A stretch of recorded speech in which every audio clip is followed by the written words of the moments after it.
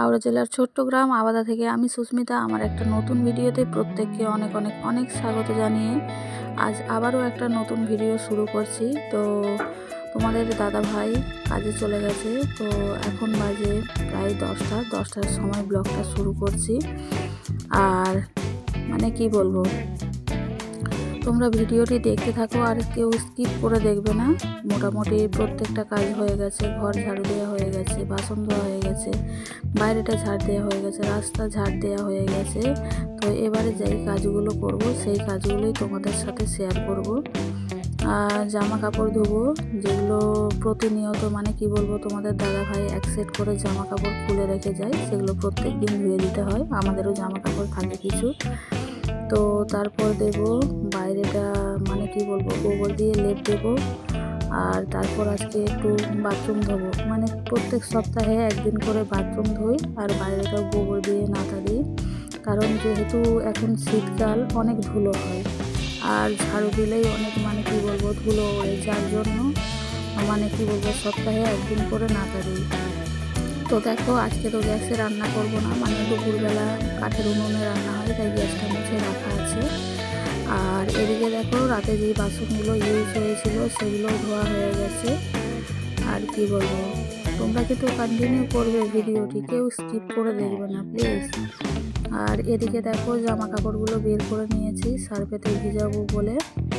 আর বাথরুমটাও ধোবো, ভেতরটা দেখো কেমন কাদা কাদা হয়ে গেছে। আসলে বাথরুম মানে কি বলবো যখন হাত পা ধোয়া হয় একটা মানে কি বলবো ওখানে কাদার একটা কি বলবো পড়ে যায়। আর এই যে মানে কি বলবো দেয়ালে একটু সাদা সাদা হয়ে গেছে, এই মানে কি বলবো সাদা যে হয়ে গেছে, এগুলো কিভাবে উঠবে কার যদি জানা থাকে একটু জানিও তো। মানে কি অনেক কিছু করে ওইগুলো মোটেও তুলতে পারছি না। আর এগুলো ধোবো, শ্যাম্পু যেখানে রাখা থাকে, যেখানে সাবান রাখা থাকে। তো তারপর দেখো এখানে জামা কাপড়গুলো নিয়ে আমি ঢুকে চলে এসেছিলাম। আর মানে কি বলবো প্রত্যেকটা কাজ সুন্দরভাবে মানে ক্যামেরাতে তুলতে চাই, কিন্তু হয়ে ওঠে না। কারণ পুকুরে বেশিরভাগ কাজই মানে বাসন ধোয়া কাপড় কাচা সব পুকুরের জলেতেই হয়। আর অনেকটাই মানে কি বলবো যেখানে বসে আমি কাপড় কাচ্ছি জলটা অনেকটাই নিচুতে আছে। তো যার জন্য মেয়েকে বললাম একটু ছোটো করে ভিডিও ক্লিপ করে দিত, তো ভিডিওটা করছিল। জামা কাপড় ধোয়া হয়ে গেছে, তারপর জামা কাপড়গুলো এখানে মেলে দিচ্ছি। এই ভিডিওটা দেখে আবার অনেকে এমনও বলতে পারে যে হ্যাঁ মানে ভিডিওটা করবে বলেই হয়তো এত কাজ করছে। বস তো একটা কথা বলি, মেয়েদের যে দৈনন্দিন জীবনে যে কাজগুলো হয় না সেগুলো মেয়েদেরকেই করতে হয়, কেউ এসে করে দেয় না। আমার বাড়িতে বিশেষ করে আমার বাড়িতে চাকর নেই যে হ্যাঁ আমি ফোন নিয়ে বসে থাকবো আর তারা আমার কাজগুলো সেরে দেবে। তো এখানে দেখো চানের জলটাও নিয়ে চলে এসেছি। আর বাথরুম যে ধোবো পুকুরের জলও ভরা হয়ে গেছে বালতিগুলোতে। আর এদিকে দেখো মানে কি বলবো, তো এবারে দেখো বাইরেটা নাতা দিয়ে দেবো। তো পাশের বাড়ি দিদার থেকে গোবর এনেছি আর জলের মধ্যে একটু দিয়ে দিলাম হাতুড়ি মার্কা ফিনাইল, যার গন্ধটা আমার খুব ভালো লাগে। আর ফিনাইল দেওয়ার কারণ অনেক পিঁমড়ে পোকামাকড় হয় আশেপাশে, যার জন্য ওর গন্ধ পেলে ফিনাইলের গন্ধ পেলে পোকামাকড়গুলো চলে যাবে, যার জন্য গোবরের মধ্যে একটু ফিনাইলও দিয়ে দিলাম।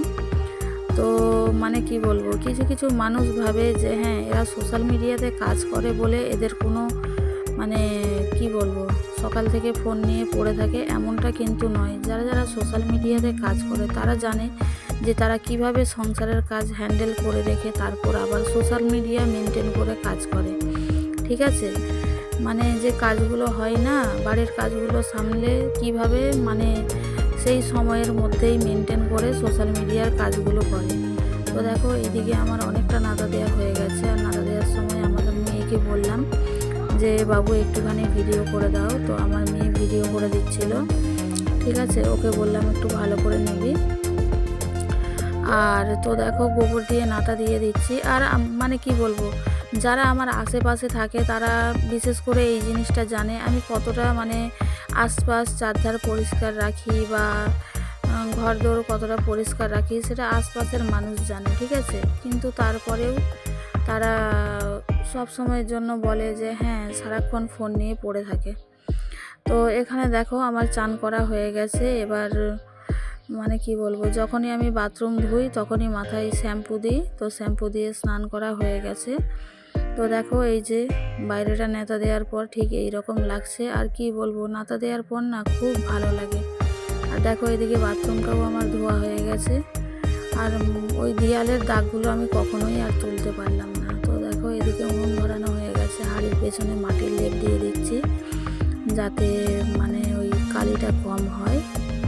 স্কচব্রাইট দিয়ে ঘষে দিলেই উঠে যাবে, ঠিক আছে। এইভাবে যদি মাটির লেপ দেওয়া থাকে খুব তাড়াতাড়ি পেছনটা পরিষ্কার হয়ে যায়। তো সেই জন্য রান্নার আগে আমি হাঁড়ি বা কড়াতে এইরকম লেপ দিয়ে দিই, তারপর উনুনে বসাই। তো আজকে রান্না করব ডাল, বাঁধাকপির তরকারি। তো এখানে হাঁড়িতে একটু জল দিয়ে দিলাম, বসানোর সঙ্গে সঙ্গে অনেক গরম হয়ে যায়। তো ভাত রান্নার পর আমি গামলিতে এইভাবে ভাত ঢেলে নিই। তো ওই কালি হাঁড়ি ঢোকায় না, কারণ এদিক ওদিক কালি হয় যার জন্য। আর এখানে হয়েছে টমেটো দিয়ে ডাল, আর তো বাঁধাকপির তরকারি এখনও হচ্ছে। এই যে দেখো উনুনটা আমার কি সুন্দর জ্বলছে, মানে কি বলবো, এই উনুনটা আমার খুব খুব খুব পছন্দের, খুব ভালো জ্বলে। আর দিনের বেলা এই উনুনেই রান্না করি, রাতের বেলাও বেশিরভাগ এই উনুনেই রান্না করি। তো আজকের ভিডিও আমি এখানেই শেষ করছি, দেখা হবে আবার আগামীকাল। সবাই ভালো থেকো, সুস্থ থেকো, প্রত্যেকের খেয়াল রেখো। বাই।